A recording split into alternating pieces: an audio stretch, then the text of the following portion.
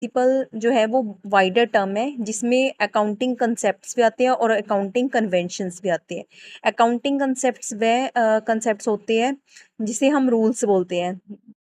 जब भी हमने अकाउंटिंग करनी होती है इस इन रूल्स को हमें फॉलो करना ही होता है। और जो अकाउंटिंग कन्वेंशंस होती है ये एक कस्टम की तरह होती है जिसको हम फॉलो कर भी सकते हैं अकाउंटिंग में और फॉलो नहीं भी कर सकते हैं। सो आज हम अकाउंटिंग के कंसेप्ट्स को डिस्कस करेंगे। हमारा जो फर्स्ट कंसेप्ट है वो बिजनेस एंटिटी कंसेप्ट है। According to first business entity concept, business and owners are treated separate entity.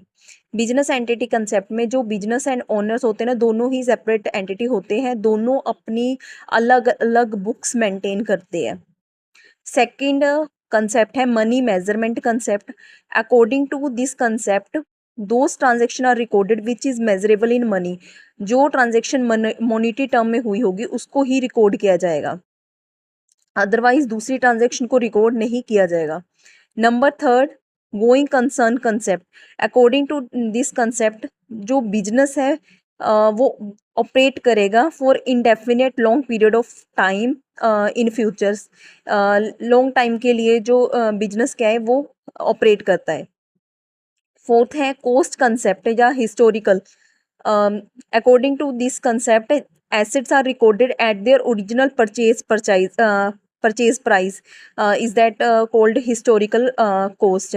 जो भी एसेट्स होंगे उसको रिकॉर्ड किया जाएगा जिस प्राइस पे उन एसेट्स को खरीदा गया था। Number fifth, dual aspects concept. According to this concept, every transaction has two effects, debit और क्रेडिट। हर ट्रांजेक्शन के दो इफेक्ट होते हैं, डेबिट भी होती है और क्रेडिट भी होती है।